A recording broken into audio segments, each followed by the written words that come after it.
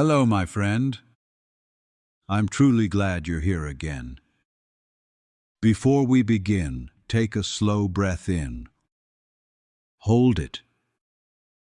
And gently let it go. Let the world soften around you for a moment. Let your thoughts quiet, not because you force them to, but because you're giving yourself this rare pause, this space to feel, to think, to remember. Today's question is one that gently unravels the illusions we build our lives around.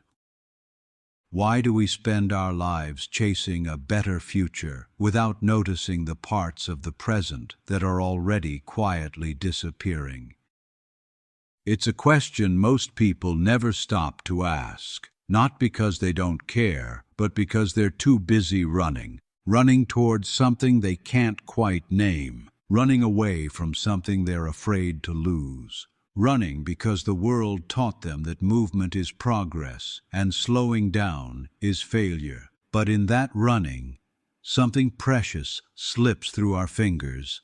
Let's begin with something simple but heavy. Time doesn't wait for us to be ready. It doesn't pause when we're busy. It doesn't freeze when we turn our backs. It keeps moving on us, around us, through us. And here is the quiet truth. When we spend our life chasing a better later, we do so by sacrificing the only now we actually have. The illusion of someday. From a young age, many of us learn a dangerous myth. Work hard now, and life will finally start later. Later, when the job stabilizes. Later, when the money is good. Later, when the stress calms. Later, when we're successful. Later, when we've earned rest. But later is a horizon. Every step forward shifts it further away.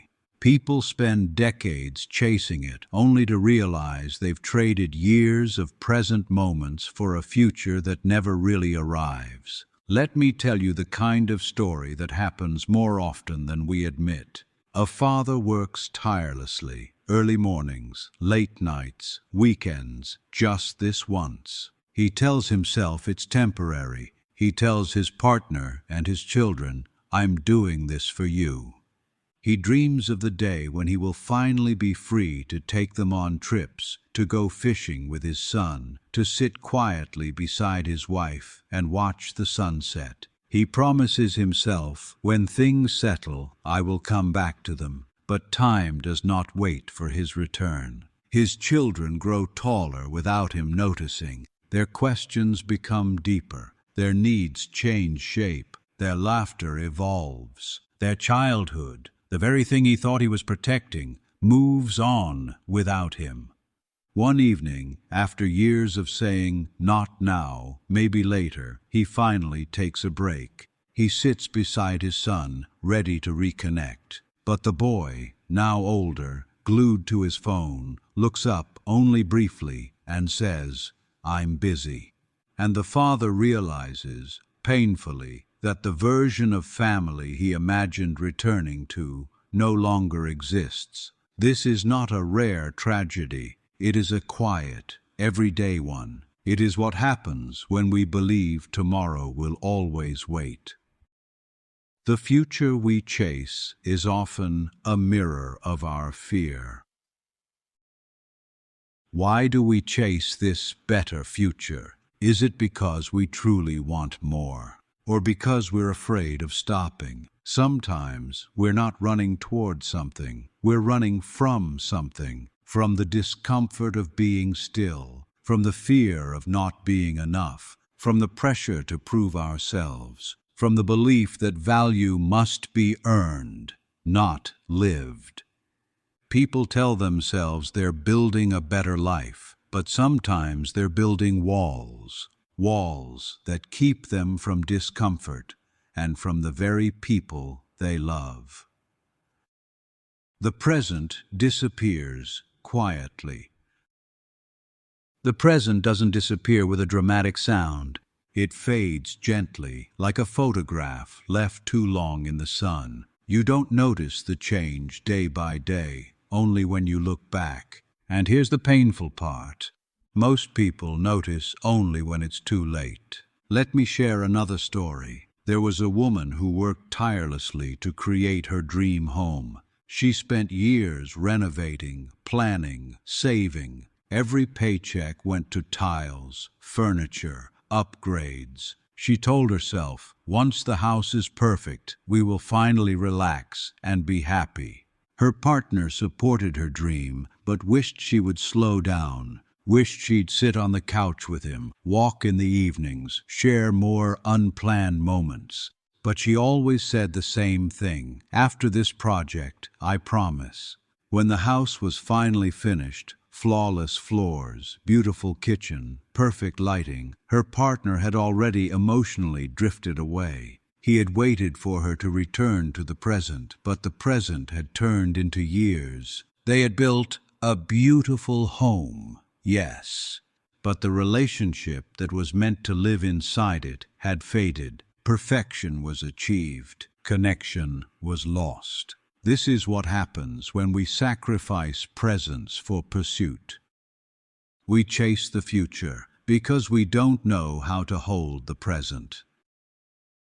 The present is unpredictable, messy, fragile, temporary. It asks us to feel fully, vulnerably, honestly. But the future, the future is easy. It's clean, imagined, controllable.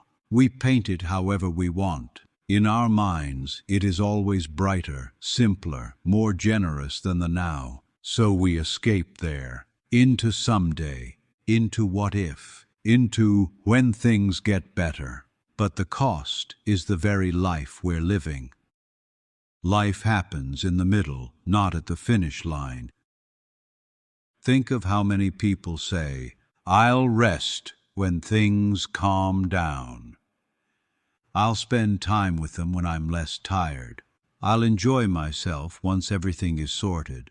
I'll be present after I succeed." And then life becomes a long chain of preparations for a moment that never arrives. Because every time one goal is reached, another takes its place. Every time one problem is solved, another emerges. Life doesn't stop so we can enjoy it. We have to enjoy it while it moves. A story about time that doesn't come back. There was an elderly man who spent his final days giving advice to younger people. One of them asked, "What's your biggest regret?" The man closed his eyes and said, "I kept waiting for life to begin. I didn't realize it was happening the whole time." He explained that he had spent decades chasing stability, money, recognition, comfort, and by the time he achieved it, the people he wanted to share it with were gone. His parents had passed. His children had moved far away. His wife, after years of waiting, had grown weary and distant. He looked at the young listener with tired eyes and said, "I built a life that was ready to be lived, but by the time I finished building it, no one was left inside it." Those words stayed with me because they reveal a truth people are afraid to face. By the time we feel ready to live, life has already moved on. So why do we keep doing it? Because pausing feels risky. Because being present means facing ourselves. Because slowing down forces us to admit how quickly things are changing. Because we fear missing out on the future and forget we are missing the present. But here's the good news. You don't need to stop chasing your future. You just need to stop abandoning your present. You can work hard and still be present with your children. You can grow and still notice who is walking beside you. You can dream and still cherish today. You can build your someday without sacrificing the only time you ever truly own, now. How to return to the present. Start small. Notice the way someone's eyes soften when they're talking to you. Sit for 2 minutes without your phone. Watch your child laugh. Really watch. Hold your partner's hand a little longer. Step outside to feel the wind on your face. Say yes to moments that don't achieve anything. Stop in the middle of a busy day and ask, is this moment one I will wish I had kept? The present doesn't ask much. The future is a dream. The past is a memory. The present is a choice. And it is a choice we must make again and again, every minute, every hour, every year. You can still chase big things, but do not chase them blindly. Do not let the better life you dream of cost you the life you already have, because one day you will look back, and the things you're rushing past now may be the very things you end up longing for. So pause now, even for just one breath. Feel this moment. Remember this moment. This is your life, not tomorrow, not someday, but now. Thank you for being here, for giving yourself this moment to reflect. Stay gentle, stay curious, and stay kind. And if this question spoke to you, continue your journey with us on Yarven's Questions. More stories, more reflections, and more quiet truths are waiting for you. Take care, my friend.